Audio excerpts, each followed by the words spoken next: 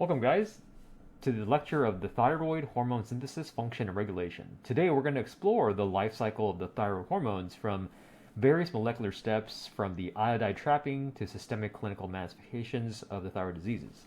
And this is Dr. Lin. Let's go ahead and get started. Here are some of the key learning objectives. Make sure to take note of each of these key points. We will map the biosynthesis, storage, and secretion of T3, the triiodothyronine, and T4, thyroxine. We'll discuss the regulation of iodine uptake and the physiological consequences of its deficiencies. We'll then also talk a little bit about some of the clinical importances of the hormone binding protein, such as TBG, thyroxine binding globulin, and how it influences the free versus total hormone levels. We'll also examine significance of converting T4 to T3 and then eventually to RT3 and some of the peripheral tissues. So the thyroid gland is located immediately below the larynx and anterior to the trachea. It is one of our largest endocrine glands, weighing at about 15 to 20 grams. It secretes major metabolic hormones, the T4, thyroxine, and T3, triiodothyronine. The clinical relevance here is that these hormones are the master regulators of our BMR, the basal metabolic rate. They increase oxygen consumption. They generate more heat production. They also boost up mitochondrial activity by enlarging the organelle. A complete absence of a thyroid hormone can drop your BMR by about 40 to 50%, while excessive secretions of it can actually double it. Over here on the right, you can see a structure of the butterfly gland, the thyroid gland, and you do a cross-section, you'll see there's capillary beds, there's also C cells, cuboidal epithelial cells, as well as various red blood cells because of a lot of blood supply. These little bubble-filled sacs that look kind of like adipose are called the follicle, and the fluid-filled components with all of the proteins and the iodine is the colloid. Secretion is primarily regulated by another hormone called TSH, thyroid stimulating hormone. This is from the anterior pituitary gland. This is a tier 2 hormone. The TSH release is controlled by another hormone, the tier 1 hormone, the thyroid releasing hormone, or thyrotropin releasing hormone, TRH, from the hypothalamus. And is governed by tight negative feedback by the circulating amounts of T3 and T4. So to regulate the brain, the hormones must cross through the blood-brain barrier, the BBB. It utilizes a specific channel called the OATP, organic anion transporting polypeptide channel. And then when the hormone levels begin to be excessively high, the body begins to downregulate and reduce the number of these OATP transporter proteins. This helps protect the CNS and the central nervous system from any overexposure. Additionally, the hypothalamus will secrete another hormone called somatostatin, and this can also inhibit the TSH, while TRH uniquely does also stimulate the increase of prolactin. So on the right, there's a complicated flow chart showing you how it works. The TRH can stimulate over here the prolactin, and the TSH eventually goes down to the thyroid gland to boost up the T3, T4. And that has a number of effects in the body, including growth, development, body heat production, metabolism. And then the T4 converts peripherally in the liver into T3. T3 goes along, very potent. It has a negative feedback and begins to target back into the anterior lobe of the adrenal hypophysis. That causes it to reduce. As it goes through the blood-brain barrier, through the OATP channel, it's going to go through into the hypothalamus, the T3, and that will then help down-regulate TRH. But it does also increase somatostatin, which actually limits the amount of growth production in the body. So it's a counter-hormone to growth hormone. The gland is composed of numerous spherical follicles. It's about 100 to 300 micrometers in diameter, very small. They're lined by the cuboidal epithelial cells. And that central lumen is filled with fluid. This fluid is called colloid, and it's actually consisted of mostly a protein called thyroglobulin. This is a glycoprotein, serves as a storage of the thyroid hormone. The clinical relevance here is that the thyroid is exceptionally high blood flow, so that's why there's a lot of arteries, about 5 times its own weight per minute. This rich vascular supply allows it to be efficient with the iodide delivery and also rapid hormone movement. In hyperthyroid states, the vascularity does increase even further, and that makes the gland more surgically prone to heavy bleeding. So patients that have hyperthyroid, when they have that gland removed, there's going to be a higher amount of blood loss. On the right, you can see some of the structures. This is the Histological view, the colloid shown here, and the cells surrounding it around, and these are the cuboidals outline the borders of the follicle. Iodine is a mandatory dietary component for hormone synthesis. We actually require this, roughly about 50 milligrams per year. It's required. And to prevent any deficiencies, this is why we have the table salt that's iodized. Ingested iodide is then absorbed efficiently through the GI tract, and even though some of it gets secreted by the kidneys, most of it, about 1/5 of all of that, is actually retaken up back in the thyroid gland via iodide trapping. So don't forget to eat your kelp and take your supplements. Sodium iodide symporter. This is the way that the iodide enters a cell through this two-phase transport process. Let's talk a little bit about the different sides of that cell. So we have the basolateral membrane. This is the region where the iodide is actively transported into the follicular cell through a specific transporter called the NIS, the sodium iodide symporter. This moves one iodide ion with two sodiums using the gradient generated by your ATP, NAK-ATP pump. On the apical side of the membrane, once inside, the iodide has to be transported to the lumen by a chloride iodide exchanger known as pendrin. So that's another transporter. And NIS is a target of various types of drugs, especially the competitive inhibitors such as thiocyanate and perchlorate. They actually block this NIS to help you trap the iodide, and that can lead to a goiter. So on the right, you can see a view. We have over here the NIS channel where there's the iodide going in for two sodiums, exchangers for two sodium NAK pump. As the iodide goes in, it then goes through the cell, and then on the apical membrane side, the pendrin will shuffle that out into the lumen for an exchange for chloride. Another enzyme comes along, peroxidase, it generates H2O2. The iodide becomes iodine, and then that gets coupled together with the thyroglobulin, and the thyroglobulin can go through various combinations to generate the precursors to the T3T4, which we'll talk about. Eventually, the only way that this hormone goes back is through pinocytosis and these droplets of colloid. Certain proteases in the enzyme in the cell will start cleaving it down into the free form, and then that gets secreted out, and then some of that is going to be bound. Now let's take a closer look at thyroid synthesis steps. This slide summarizes the key cycle of synthesis and the release. So first step, production. Thyroglobulin, or TG, this is that protein synthesized by the rough endoplasmic reticulum, and is secreted into the colloid. This is then transported through that NIS pump iodides from the blood into the cell, and then pendrin then moves it into the colloid. The oxidation step, stage 3, involves an enzyme called TPO, thyroid peroxidase enzyme. That converts the iodide into the active iodine. Iodination and coupling is step 4, and that's when the iodine binds to those thyroglobulin proteins. There's residues of amino acids that then form what we call the MIT, monoiodide tyrosine, and DIT, diiodotyrosine, and they are then coupled together to form the T3 and T4. Then step number 5, 5L, and 5TE. That's where you have the cells begin to engulf the colloid through the pinocytosis.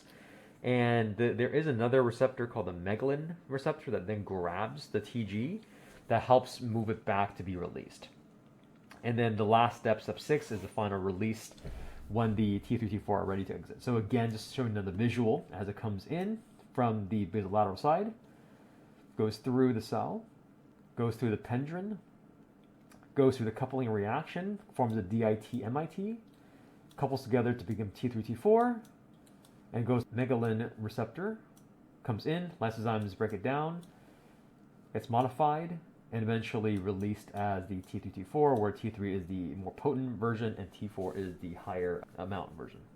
Thyroglobulin is that large glycoprotein that's synthesized by the rough endoplasmic reticulum. We talked about this already, that each of these thyroglobulin contains numerous tyrosine residues that help serve as a substrate for iodination, and they're secreted inside the follicular lumen. The oxidation iodide step, a few key points to make is that the iodide must be oxidized to an active form before it can bind the tyrosine residues. And the oxidation is catalyzed by that thyroid peroxidase enzyme, and it's located at the apical membrane side and does require H2O2. On the right, you'll see another cartoon image showing you the follicle and the colloid. So remember, the basement side is the one that's facing the blood vessels, and the apical side is the one facing the lumen.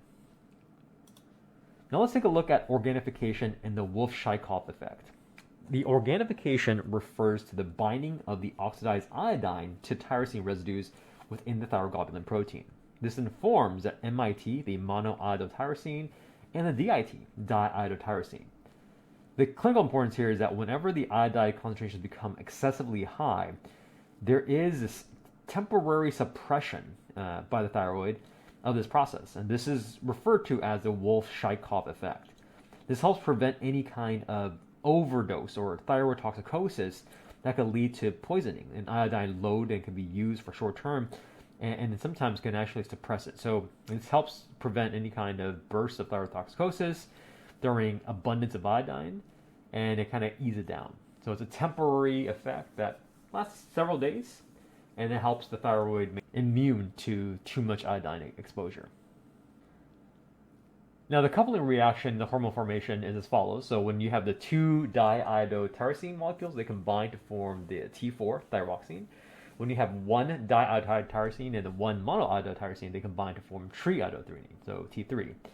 And that storage step of this hormone is unique because it has the ability to store large quantities of it, especially in the extracellular side within the follicular lumen, and it can basically meet the body's demand for 2 to 3 months. So on the right, you can see the chemical structure of the different versions. So we have the tyrosine bound to the thyroglobulin, we have the monoiodotyrosine, the diiodotyrosine, T3, and then we also have the inactive form called the RT3, as shown here, and then we have the T4. So just be mindful that there are various versions of thyroid hormone.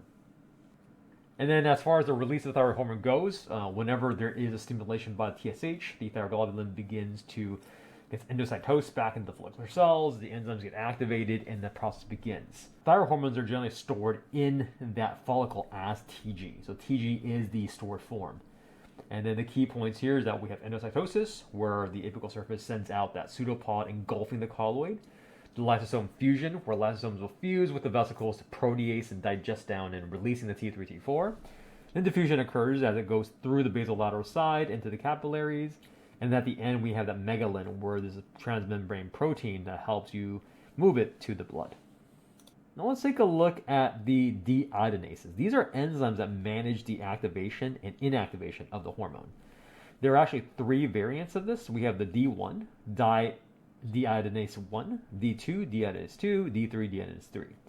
D1 converts the T4 to active T3, primarily found inside the liver and kidney. D2 provides local intracellular T3 in the brain particularly, and also the pituitary, but it does not act on the RT3. D3, though, is the one that's primarily used for inactivation pathway, so converts the T4 into the inactive RT3. And about 75% of all the iodinated tyrosines, MIT, DIT, are never secreted, but then they're actually deiodinated so that the iodine can be recycled over and over. So on the right, you can see how this visual occurs. The T4 goes through activation through D1, D2, and you generate the T3.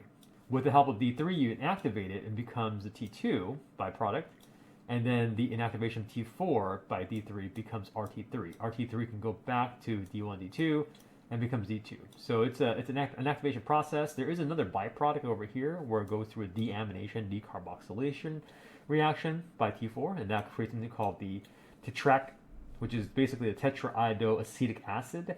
And this is another minor metabolite from T4, but you should be aware that this comes from T4, not from T3. So let's take a look at each of these deiodinases in a closer zoom up. So like we said, the type 1 deiodinase, main job is to convert the T4 into T3, and also converts the RT3 to the inactive T2. This is a major contributor for circulating T3 levels in the body, and they're found in certain organs, predominantly the liver, the kidney, and the thyroid gland. As a clinical application here is that in severe illnesses, fasting or trauma, oftentimes the D1 activity decreases while that D3 activity will kind of increase up. And this leads to a very low serum of T3, but an elevated amount of RT3.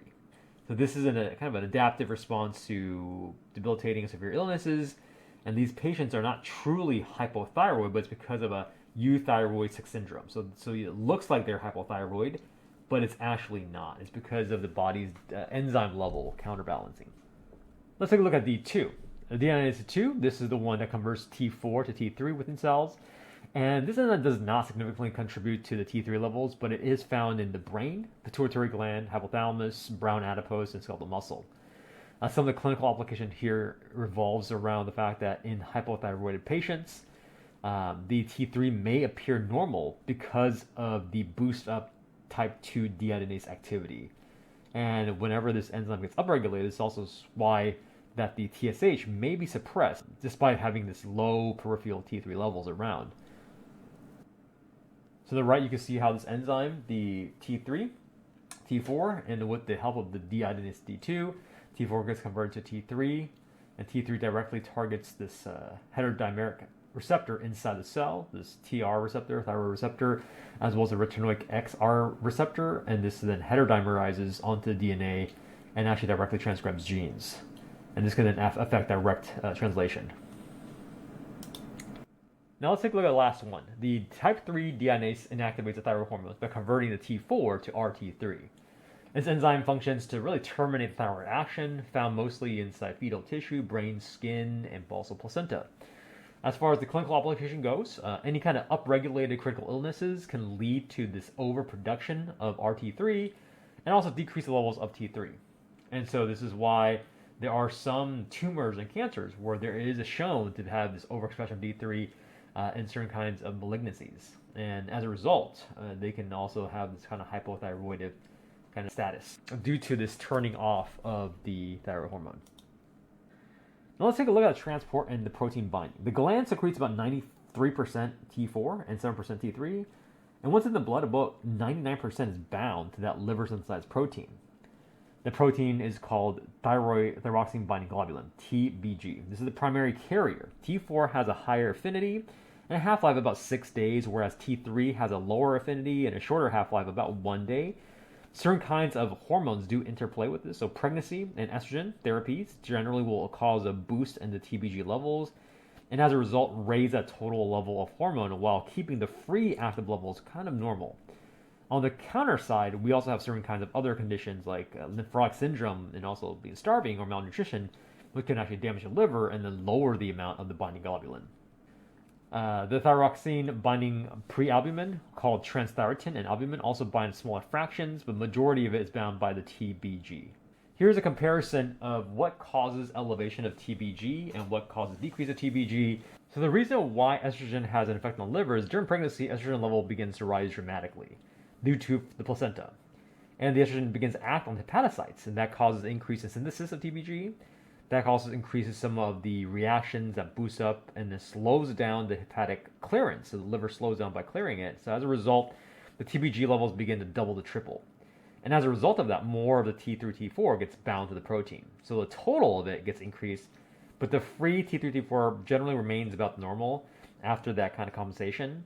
And this is also why in pregnancy, patients generally will have a high total T3, T4, but TSH and free T3, T4 generally are not quite affected. So the reason why androgens on the other side will inhibit the hepatic synthesis of TBG is because the TBG is made in the liver, and TBG is a hepatic glycoprotein, and it's the production is highly regulated by the sex steroid hormones. Testosterone and other kinds of androgens generally will lower the TBG gene transcription in hepatocytes. It reduces the glycosylation and stability of TBG, and as a result, there's less TBG produced and faster clearance, generally faster clearing of it. So whenever TBG goes down, the binding capacity goes down, so the total T3, T4 generally goes down. But again, the free T4 generally remains normal due to homeostasis and TSH boosting up. So the general rule here is that estrogen increasing will increase TBG, therefore increasing hepatic synthesis and then reducing clearance, whereas androgens will cause a drop in TBG, and that's because there's a reduction in hepatic synthesis and also decrease in stability. And that's the general rule. Other conditions like nephrotic syndrome, because you're actually damaging the kidneys and having more protein loss, you can also lower TBG, reducing the total T3, T4. So here's a snapshot of some of the stimulating factors on the left versus some of the inhibitory factors on the right. Now let's take a look at the molecular actions of the hormone, the genetic versus non-genomic. The thyroid hormones act through two main pathways. The genomic effects is where the T4 gets converted to T3 intracellularly. The T3 then binds to nuclear receptors, and then they then heterodimerize with the RXR retinoid X receptor. And this then triggers a target at the TREs. These are the thyroid hormone response elements. And that then initiates the transcription of mRNA encoding proteins. Whereas the non-genomic effects, this occurs within minutes at the plasma membrane or even the mitochondria. And this regulates ion channels as well as oxidative phosphorylation of the process. So on the right, you can see some of the general outcomes is that it can affect many systems. It affects the growth, it affects the CNS development, but in the cardiovascular system, it increases cardiac output, tissue blood flow, tissue heart rate, heart strength, respiration. And then for the metabolism, it increases the size of the mitochondria, increases NAK ATPase, oxygen consumption, glucose absorption, gluconeogenesis, glycogenolysis, lipolysis, protein synthesis, and BMR. So all this gets increased and boosted up. So you can see that the thyroid hormones increase mitochondrial size, the number of it, and also the activity. And by increasing the NAK ATPase, the activity and the membrane permeability to sodium, these hormones increase energy consumption and therefore P production. This ties directly with an increase in calorigenic effect. So on the right, you can see that if you have a graph of y-axis of the basal metabolic rate, align against the days, and you inject thyroxine within 10 days or so, it has effect of boosting BMR all the way to 10-folds. Let's take a look at the systemic physiological effects. So the systemic effects are vast, growth-wise, essential for skeletal growth and CNS development. Metabolism, it increases the glucose uptake, enhances mobilization, lowering plasma cholesterol.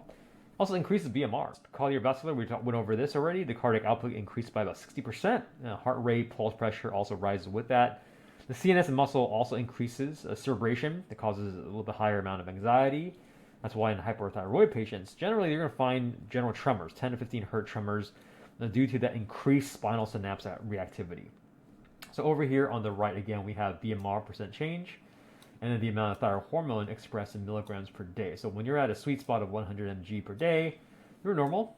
And again, you can see by increasing by 10 points, or increasing just by a little bit, like 10 plus, you'll have a jump, and then it grows at a pretty rapid pace. Over here, there's a much rapid exponential jump from the hypothyroid. So the initial kind of between 0 to 100 is very, very steep. And then from 100 and above milligrams per day, it still goes up, but it's not nearly as steep.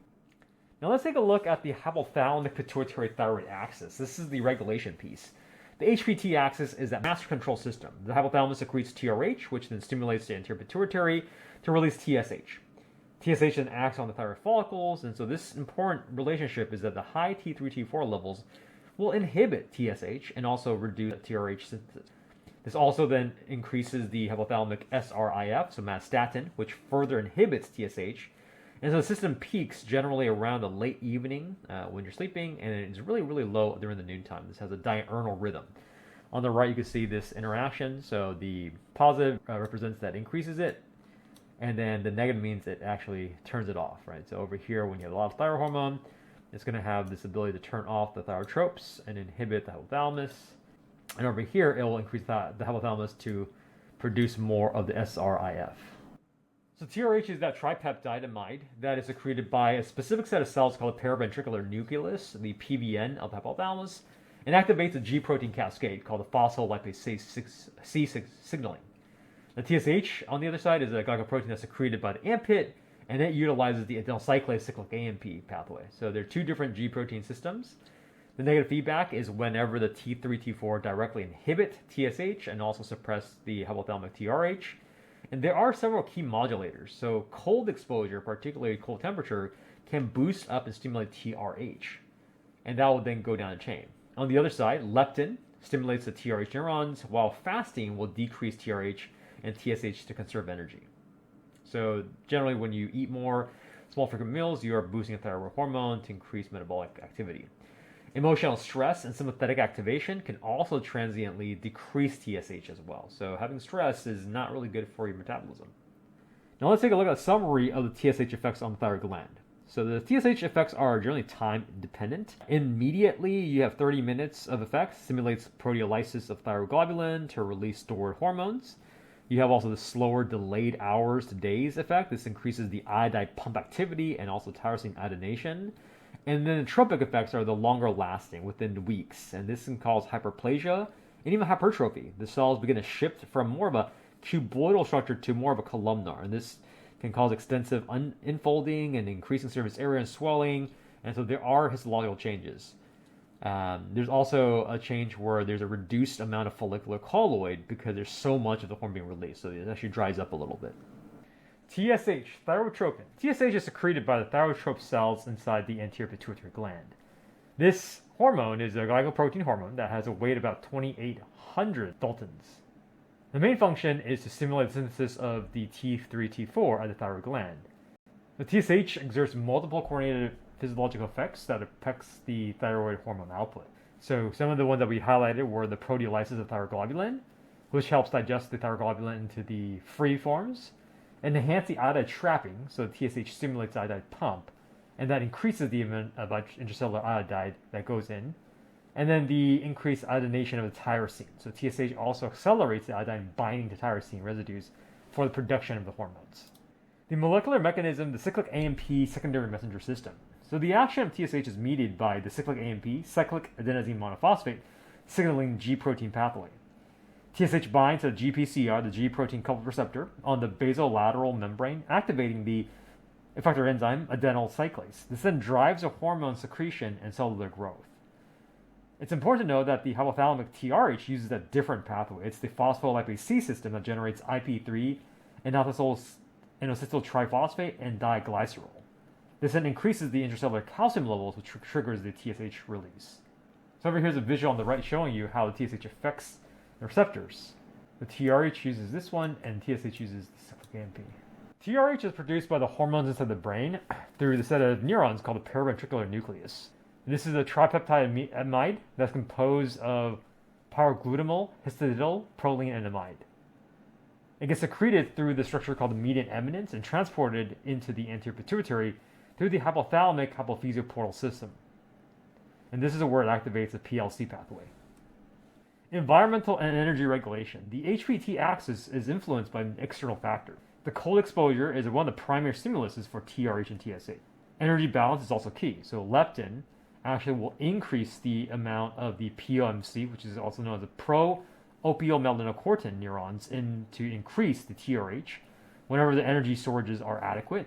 And then during fasting, when there's a low leptin activations, it triggers the gene for the MPY in the AGRP, which is a neuropeptide Y, and the agouti-related peptide neurons. This will then directly inhibit TRH to help conserve energy. Some other variables like excitement and anxiety associated with the sympathetic activation can also acutely decrease the TSH secretion. And this is likely due to the fact that there's a boost from the excitement to increase metabolic heat. Therefore, it goes in inverse feedback back to the thermal centers of the brain. So here's a comparison of the key POMC and MPY AGRP neurons. The POMC, the opiomelanocortin neurons, are anorexigenic, which means it reduces the appetite, and they're activated when the energy storages are sufficient. So when leptin is secreted by the adipocytes, it reflects that there's adequate amount of fat mass, and then that high leptin will activate the POMC. POMC will then stimulate the TRH producing neurons into the PVN to then increase TSH and then increase T3, T4 to burn off the energy. On the other side of the story, we then have the MPY, neuropeptide Y, as the AGRP, the agouti-related peptide. These are orexigenic, which means they increase the appetite. So what happens is when there's low levels of leptin, when you're fasting or starving, it disinhibits or it activates the MPY AGRP, which will then suppress the POMC neurons. This will then inhibit the TRH neurons in the PVNC, so decreasing TRH, TSH, and T3, T4. So the primary feedback site is the anterior pituitary. This is the main site where negative feedback occurs, and the circulating T3, T4 can directly inhibit TSH secretion. When the thyroid hormone rises to about 1.7 times the normal, the TSH secretion is then suppressed, basically close to zero. The secondary site for feedback is the thyroid hormones also inhibit the hypothalamic release of TRH. So these feedback mechanisms maintain this constant concentration of free T3, T4 in the body. The condition of euthyroid 6 syndrome, this is characterized by decreased activity of the type 1 deiodinase with variable activity of type 2. And oftentimes there's a paired increased activity of type 3, which then increases the reverse T3 and decreases the active T3. So you have less active ones, and you also have more of the inactivated ones. So in the clinical presentations, what happens is patients typically will have usually normal to low T4 levels, relatively low T3 levels, but somehow elevated RT3 levels, and then a normal amount of TSH hormone. So despite these abnormal values, they're not truly hypothyroid. It's just because of the enzyme that's causing this. Now let's take a look at some of the anti-thyroid substances. We'll start with the ion transport inhibitors. We can inhibit the thyroid function medically. Ions like thiocyanate, perchlorate, and nitrate competitively inhibit the NIS, which effectively blocks and binds the iodine trapping. Because T3, T4 levels begin to drop, the loss of that negative feedback triggers this massive TSH secretion, leading to this incredible glandular hypertrophy. And this is a result of the goiter formation.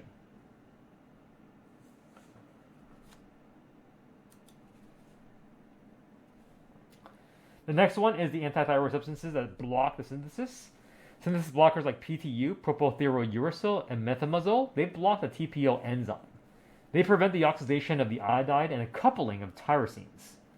PTU also inhibits the peripheral conversion of T4 to T3, and like ion inhibitors, these can cause TSH-mediated goiter growths. So on the right, you can see how methimazole and PTU, they target the enzyme for the peroxidase, and then the ions like the perchlorate, thiocyanate, nitrate, they block the transport of the NIS. And along the way, they're going to affect the conversion into the TBG, the TGs. Let's take a look at hyperthyroidism, Graves' disease. Graves' disease accounts for about 80% of the hyperthyroidism cases. It's an autoimmune disorder where the TSIs, thyroid-stimulating immune globulins, activate the TSH receptor. The TSI effects persist up to about 12 hours, or sometimes much longer than TSH. This then drives this high increased amount of T2, T4 and suppresses TSH close to zero. In contrast, the thyroid adenoma is when there's a localized tumor that secretes a hormone independently, causing the rest of the gland to go involute. So the signature here is you're going to see this high elevated T3, T4 with a suppressed TSH of close to zero. Some of the clinical manifestations of hyperthyroidism, exophthalmos, this is a protruding of the eyes, occurs in about 1/3 of patients due to the autoimmune swelling of the retroorbital tissue. We could use a mnemonic sweating for some of the systemic symptoms, the sweating, weight loss, emotional liability, increased appetite, tremors, and tachycardia. And also intolerance to heat, nervousness, and then of course goiter. Another one is the mnemonic I'm slow. These are the muscles of the eyes that get affected. The extracochlear muscles, so the inferior rectus, the medial rectus, superior rectus, lateral rectus, and the obliques. But generally, the order by which it occurs is from the inferior first, and it goes towards the oblique. So the severity begins from the inferior, ends at the obliques. And in a high-risk situation, you actually end up stretching the optic nerve, causing them to lose vision. And there can be also corneal ulcerations that can cause the complete eyelid to close down. Now let's take a look at the hypothyroidism, Hashimoto, and endemic goiter. So Hashimoto disease is an autoimmune disorder of thyroiditis where the antibodies begin to destroy the thyroid tissue. The endemic colloid goiter results from a dietary iodine deficiency where there's a low iodine that prevents that T3, T4 production. It removes the brakes on TSH. So there's going to be this massive boost in TSH and a huge amount of uniodinated thyroglobulin. This then causes the gland to begin to enlarge up to about 20 times. So you can still develop a goiter even though you don't have a lot of T3, T4. Idiopathic non-toxic goiter may result from dietary goitrogens or enzyme deficiencies that can cause damages to the peroxidase or deiodinase. Then the myxedema represents a near total absence of the thyroid hormone. This is characterized by non-pitting edema and also facial swelling. And this is caused by the accumulation of the connective tissue fluid, hyaluronic acid, and chondroitin sulfate within the interstitial spaces. Cardiovascularly, low thyroid hormones begin to raise up the blood cholesterol, which significantly increases the risk factor for conditions like atherosclerosis and coronary artery disease. Hashimoto's mnemonic is H for hypothyroidism, A is autoimmune, S stands for Synthroid, so levothyroxine treatment, artificial thyroid. H is Hürthle cells. This means that the cells of the thyroid gland begin to swell up. They become a lot thicker, bubbly. This is oftentimes goes with inflammation and aging. I stands for initial Hashimotoxicosis, where there's a transient boost into this hypothyroid state. the malt lymphoma, where the cells begin to swell up due to infection. And then the organ enlargement goiter, TPO antibodies could be present for the anti-thyroglobulin antibodies. And then there's also going to be O for the ongoing lymphocytic infiltrates. Timing is critical in the other condition called congenital hypothyroidism. This is when it's born in the youngs. The neonates may appear normal at birth, but due to maternal thyroid supply, they tend to be okay. And then eventually sluggishness develops within weeks. You'll see that the skeletal growth is severely inhibited, and this results in an obese, kind of stocky appearance, usually with enlarged tongues. Thyroid hormone is very critical for myelination and neuron branching, and if untreated within weeks of birth, the intellectual disability becomes permanent. Here's a snapshot of some of the key differences of the hormone kinetics and potencies. So T4 versus T3. You can see how the secretion is about 93%, and then T3 is only about 7%. And when you compare the two, plasma binding protein is very high in TBG and albumin. T3 is slightly lower. The activation and latency of action is 2 to 3 days, very slow onset, whereas the T3 is very rapid. And then the relative half-life is about 15 days or 2 weeks, and then this one's about 2 to 3 days. Over here on the bottom, some of the general findings of these conditions. So in Graves' disease, adenoma, thyroid adenoma, Hashimoto's, endemic goiter, and pituitary failure. So in Graves' disease, you'll have high free T3, T4. The plasma TSH will be relatively low or absent, and it's marked by the TSI antibodies positive. Thyroid adenoma, you'll also have high T3, T4, relatively low TSH, but you will not necessarily see TSIs, and then usually it's localized to a nodule or irregular growth. Hashimoto's disease, you'll have low T3, T4, that's free. The plasma TSH will be very high, and then you'll also have the anti-peroxidase or anti-thyroglobulin antibodies. In the endemic goiter, you'll have low T3, T4, very, very high TSH because there's a low intake of iodine. And the pituitary failure is when you have low T3, T4, low TSH because the brain's not working, and the failure of TSH to respond to TRH. So there's going to be a chain of issues. And that's it. Thanks.